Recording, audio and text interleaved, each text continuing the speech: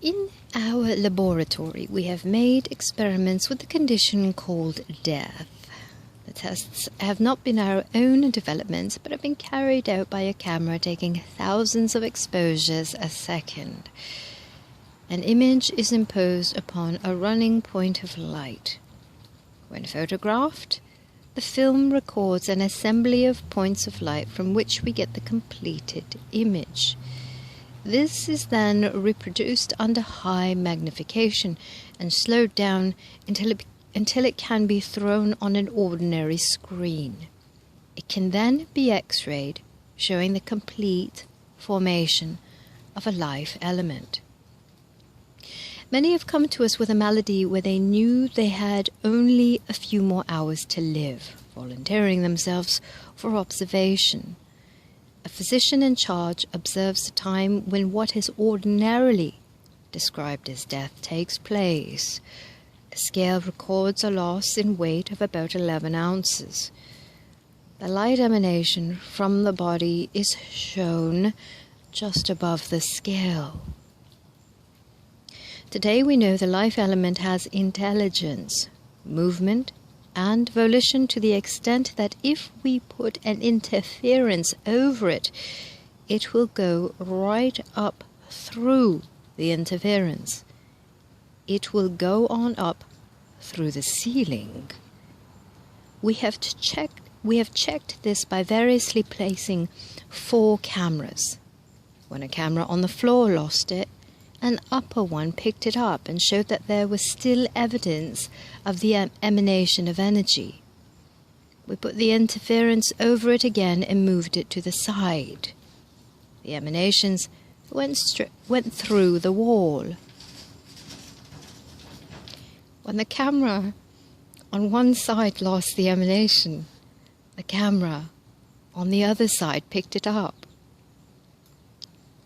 We built a cone-shaped interference of aluminum, lead foil and asbestos to fit down over the body in an attempt to prevent the life element from escaping. In 3 instances, in less than 1 minute after we had closed the interference, the body came to life. When that life returned, the body had no semblance of the disease which it had before, and it was evidently immune to that disease. We do not know why. We have a group experimenting with it now, and we look into the future when it will be shown that the reason why the life element has taken on greater energy is so that when it returns to a body, new conditions will be established. The 3 of whom I spoke all had the Black Plague.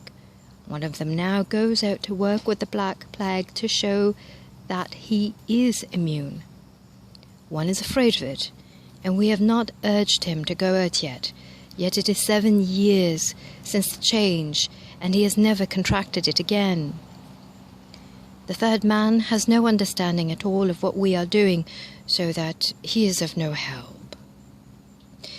Before this life element leaves the body, we can show that the vibrations are so lowered that the life element cannot remain.